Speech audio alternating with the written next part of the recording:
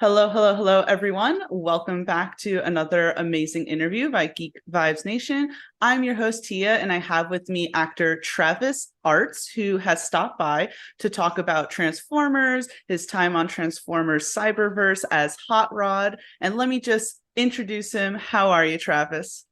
I'm doing good. Thanks for having me. How are you? I'm doing wonderful. I am just loving all of the Transformers content that we're getting recently. And I feel like you are too, because I follow your TikTok and you are just like a huge, huge Transformers fan, it seems like. Were you before you voiced Hot Rod? Yes, but I've certainly it certainly has expanded since my involvement with Transformers. I grew up with Beast Wars, watching Beast Wars as a Mhm. kid. Came out when I was 7 years old, so it was like prime time spot in my life, like for it to come out. I loved that show, and so I did have some of that going into Transformers, but after doing the show, voicing Hot Rod, and then especially starting to create content around it, that really like jump started, really kind of ignited it to go further. And it's been really fun interacting with the fans and honestly learning a lot from them. Yeah. They certainly know a lot more than I do, and so it's been really cool to just absorb information and knowledge from them. Yeah, I am a 90s kid, so I also started with Beast Wars. I've of course seen the movies. I want to say Transformers Prime is what really got me into Transformers, and then reading the More Than Meets the Eye comics. And then I took some time, like life happened, right? So didn't really keep up with Transformers. And then since I saw the trailer for Rise of the Beast, I was like, let me get back into this, see what's, been going on since I've not been here. And Earthspark, the Netflix series, and then I discovered Cyberverse, which is like such this great combo of silly, goofy, but great stories at the same time. I mean, how did you feel when you were first, when you first got the gig and they were like, here's the character, here's the stories, here's the world we're doing? I was thrilled. And I actually thought that I kind of bombed the audition. Oh no. So yeah. And because I had auditioned for a few roles. Mhm. Um, and I just walked away just not feeling like I had a grasp on them. I was given a few more at the audition to kind of take out of the booth, look over for a little bit, come back in. Those two, I was just like, I feel like I didn't get a handle on anything, with the exception a little bit of Hot Rod, which now makes sense. Yeah. That was the one that kind of felt good. Um, so when I got I mean, and I was definitely disappointed at the time, feeling that I had not done such a great job because I really wanted to be part of something like this for a long time. Before I got into acting or the arts, I was a comic book fan. I was a cartoon fan for the longest time. And so once, acting started to become a serious endeavor for me, um, that was always in the back of my mind of like, oh, I would love to join like a really cool, franchise property like a Marvel, a DC, a Transformers. That'd be really awesome since that's like also my passion. So when I thought I didn't do well, I was really upset. And then when I got it, I was very excited. So just that at a base, I was just thrilled to be a part of something like that. And then yeah, when I got the script, my first script, I which actually had a lot of lines from my audition, so I recognized a lot of them too. Yeah, when I got in, I got the rest of my first appearance. I loved it. It was so cool. I loved my introduction. That was a really cool episode, and then it just got even better and better from there. So there's such great arcs written for every character, but obviously I love the where they took my character, where they took Hot Rod, especially in season 3. He got a kind of that the color change, the color scheme change, and what I loved is they actually had written in for me to do a vocal change as well, which is like where I started implementing that gritty voice. Um, yeah, I feel really lucky to have that kind of arc. Because you don't always get. I mean, it's always incredible to work and to work on anything, but to work on something like this with that kind of legacy character, and then for them to take his story in the way that they did, it's a blessing. So yeah, I absolutely loved it. And I love hearing that. Do you mind saying the characters that you did audition for and didn't get? Yeah, for sure. Yeah, I have before. So actually, I met the casting director because I first auditioned for Rescue Bots Academy.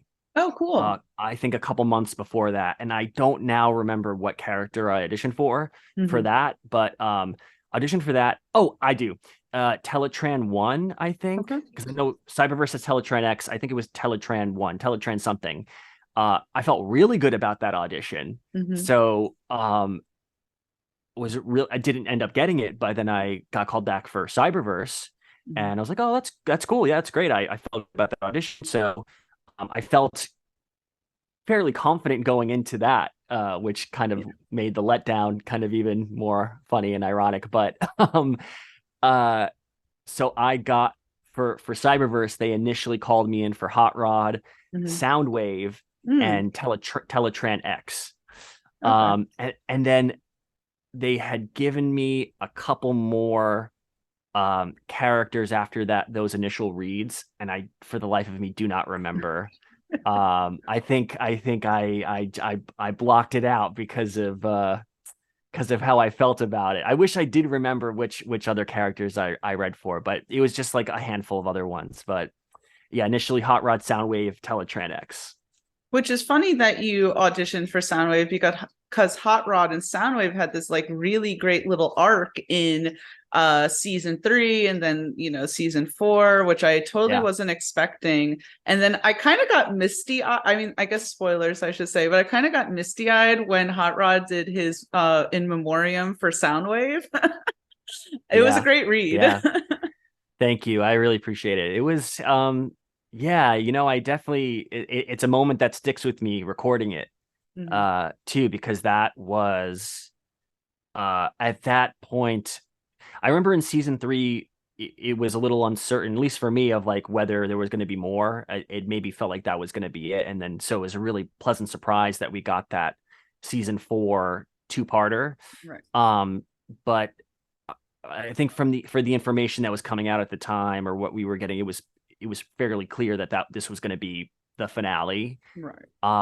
And so yeah, that moment really sticks with me for recording that. And then and Howard also had another kind of rallying speech before Mm. they all go and fight Tarn. Um, that I also really loved to do. Um, yeah, there's such great moments in that. I'm very lucky to have gotten those opportunities to do those. Yeah. Well, speaking of the rallying cries, right?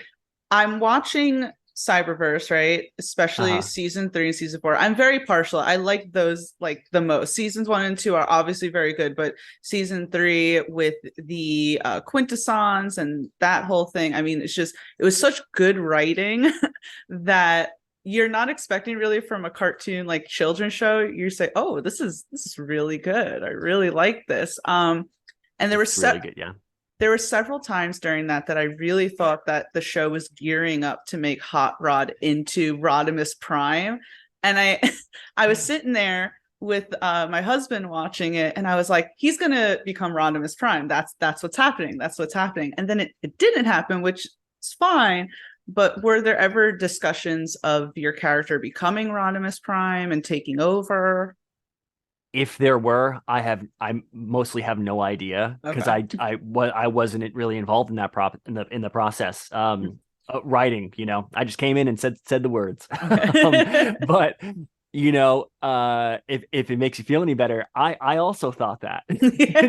just from reading it. Mhm. And it's funny because I was mostly a Beast Wars fan before this show. Mhm. I only really learned about his his prior arcs uh upon booking the role. Right.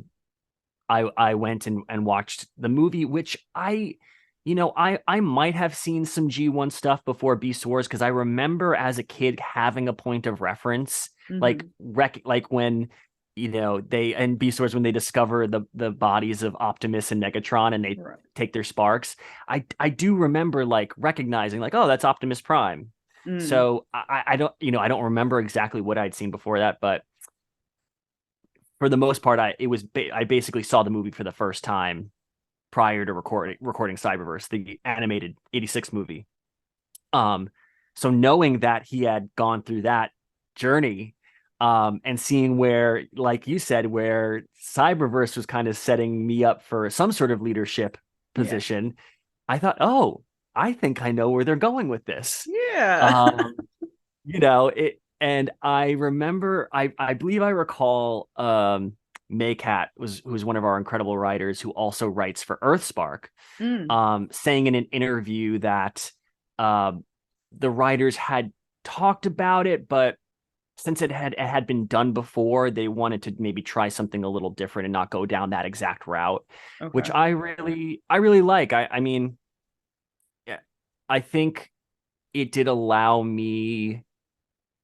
I don't know if I would have made the exact vocal, or if they would have recommended and I would have made the vocal choices that I ended up making for that character, if it had gone that route. So I'm excited they tried something different. I think it kind of gave us room to experiment more with like what to do with the character in terms of the writing, and also my performance, like my vocal performance.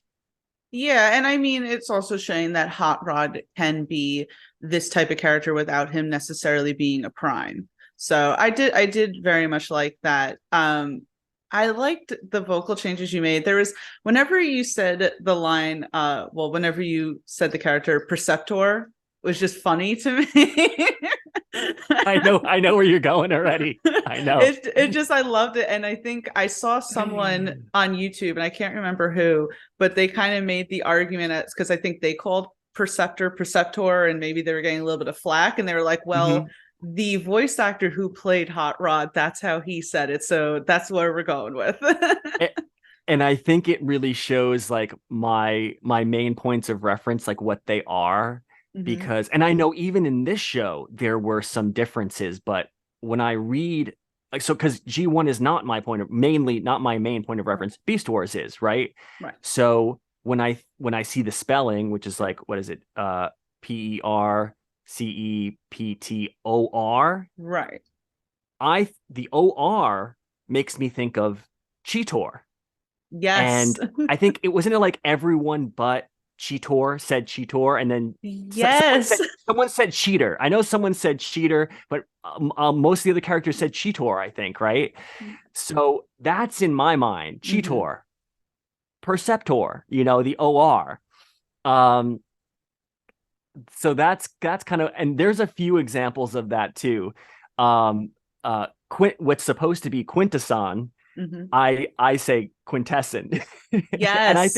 and I think I asked them about it too. I was like, is this quintessent? And they're like, yeah, the quintessent, that's good. So I did ask, but you're right. It does those little differences. It is kind of fun. It kind of adds to a like sort of a characterization a little bit. Although, it's funny you said that. Someone on TikTok, because I had mentioned about it, about the Perceptor and Quintesson thing, and someone actually found a clip from a G1 episode where either Perceptor or someone else does say Perceptor. Oh, okay. So even in the source material, it's a little, it goes both ways, but it's fun to look back on now. I think it adds a little character to the whole thing. Yeah, no, and I love it, honestly. I mean, again, there's just so much to really enjoy with Cyberverse, honestly. And I liked how your character was brought in and seemingly like had friendships with everyone, like even Clobber, someone like her character, you know, to see that friend. And I got really sad the episode where she was instructed to deactivate Hot Rod, and I was like, oh no, don't do that. That's on my reel. I love that scene because Yeah. so I did a private like coaching with a voiceover coaching with a voiceover coach, and they I was asking for opinions about my reel, my animation reel and my commercial reel, and he had said, you know, this reel's good, and it was mostly all monologues that I had from Transformers. He said, this reel's good, I think you could include a scene. And so I was going back through Cyberverse and looking at different scenes that had enough of me and you know, enough interesting dialogue. And I took that exact scene where Clobber betrays me because Soundwave told her to, Mhm. and we're kind of having a little fight. And I'm, you know, convincing her not to do it. But I love their dynamic so much. That Clobber performance is amazing. Yeah. It That's really that's was. one of my favorite relationships in the show for sure. Yeah, there was such great friendships. And Mm-hmm. because I'm not always like the most well versed when it comes to voice acting performances, was the animation done prior to you doing your lines, or how does that necessarily work? It can vary, but for us, it was done in post. So Okay. they animated to our performances. Nice. Okay. Something like anime where you know, it's being done elsewhere. You know, the initial recording and animation is done somewhere else. And then being dubbed in say the US, you Mhm. already have existing animation and you're trying to match the Right. animation. But for this, yeah, it had not been animated yet. And they animated to our performances.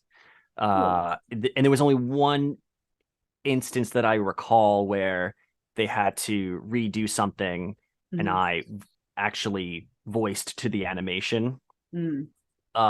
But yeah, I think that was about, which was cool because Yeah. I got to, you know, get a little sneak preview of it, but there was only, I think it only happened once or so. Nice. And so now you've voiced Hot Rod. I feel like this character has very much stayed with you on your social media. I'm very active on TikTok, so that's where I As see am most I. of your stuff. Yeah, And clearly. you're voicing over Rodimus Prime from The More Than Meets the Eye. What made you want to decide to do that? Some people had requested it. I was doing kind of fun little things like that. Like I had done a few lines from the G1 movie, Mm-hmm. and I can't remember. It might have been just kind of across different platforms, but either I know someone on Twitter had suggested it. I think I had gotten some even before that, gotten some requests to do it on TikTok, and Mm-hmm. said, "Oh, you know, you should like voice over some of Rodimus's stuff." And yeah, I thought that was a really cool idea. So if you did recommend that, thank you very much. Yeah, and I've put up I think about 3 so far. Mm-hmm. The first one was kind of long, so I split it into 2, and then I did another one. I'm mostly tackling his larger like monologues and dialogue chunks. Yeah. Because not necessarily having someone to read off of, you know, it'll just be like it would just be big silent pauses and then going next line. So I'm kind of just chronologically working my way through his bigger speeches, starting from More Than Meets the Eye. Yeah. And I'm actually putting one out I think on Wednesday, another one. So yeah, look Cool. out for that. Yeah. It's making me revisit The More Than Meets the Eye, which is honestly my favorite. And I saw you did the intro monologue where he's talking about, you know, all these years ago, Optimus declined Megatron's peace Yeah. treaty. There's one Yeah. li- there's one line that I would love for you to do in it, but it's it's issue 6 when Okay. Fortress Maximus kind of goes on his little rampage and he's like demanding from Rodimus Prime to turn the ship around, but he calls him Hot Rod. And Rodimus gets really mad and he's like, Hot Rod, hate that. I could do it right now. I'll do it All right, right now. let's go. It's just Hot Rod hate that. Yeah, because he doesn't Okay. want to be Hot Rod anymore. He wants to be Right. Rodimus. Okay. All right. Hot Rod. Hate that. There you go. Thank you for that. I like that. Of Thank course. you. Happy to do it. I was going to say, when you mentioned, because you mentioned More Than Meets the Eye and Transformers Prime before. Yes. So these are relatively new for me. I just finished Prime a couple months ago for the first time. Great show. Loved it. Loved it. So good.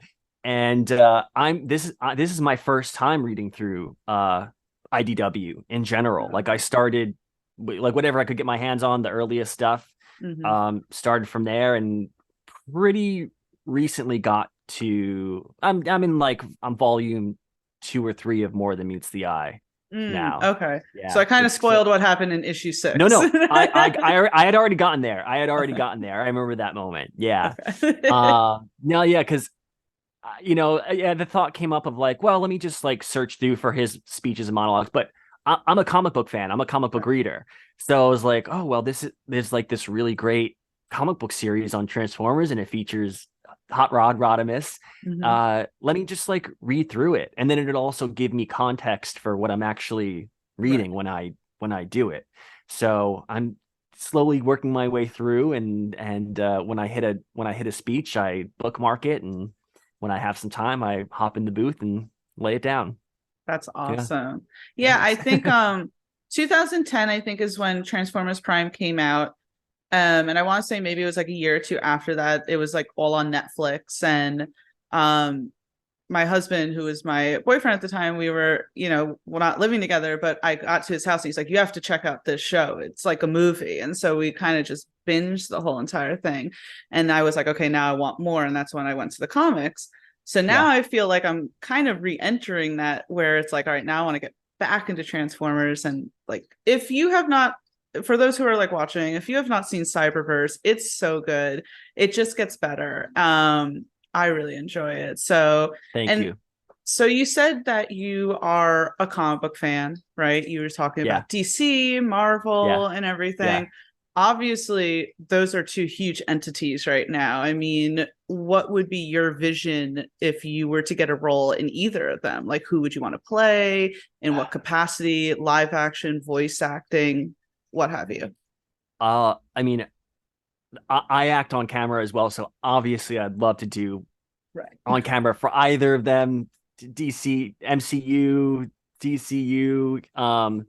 But since I am here mostly for my voice work, I'll keep it limited to that for now, because I do have some thoughts.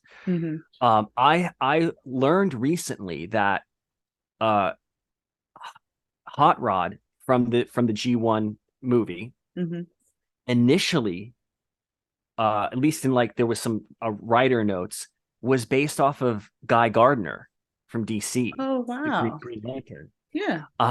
And he's such a funny character.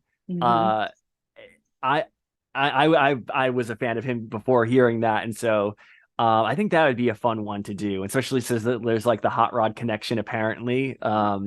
That just kind of gave me a little bit of a spark of an idea to like, oh, that'd be a cool one to do. I mean, any of the Green Lanterns, like Hal or Kyle, that would be great too. But since there is that connection, I'm like, oh yeah, that'd be a fun one.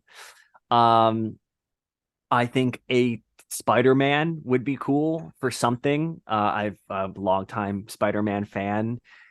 We're about to get a lot of them, so I know a lot of them are going to be taken. But for some show, for something here or there, that would be really cool. And then like on-screen performances, who would you want to play? Oh my gosh. I mean, anyone who's left, honestly. That's true. Everyone's kind of taken up, but well, it seems like James Gunn is really redoing the DC universe, so I'm sure there'll be a lot of openings there. That's true.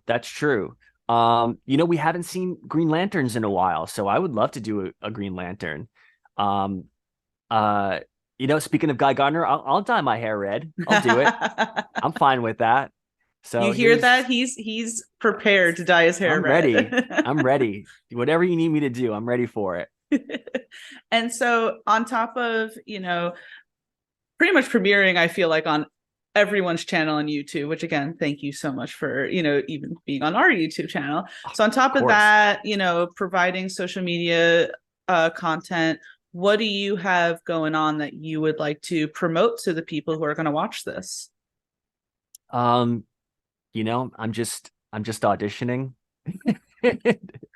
getting by. I have a band. My band's name is Baby Chemist. It's me and my partner. We both write some music. And the last thing we released was a pop punk cover of What's Up by Four Non Blondes. So check that out if you're familiar with it, or if you're not familiar with it. And things are really interesting and turbulent in the industry right now. There's a writer's strike. And so I'm just, I'm in solidarity with that. You'll find me on the picket line, like picketing with them. So that's kind of what's up right now. And you'll find me on various social media. Awesome. And people can just type in Travis Artz and they'll find you that way. You most likely will. Yeah. My handle mostly everywhere is at Trav Artz, TRAVARTZ. That's my handle on TikTok, Instagram, Twitter.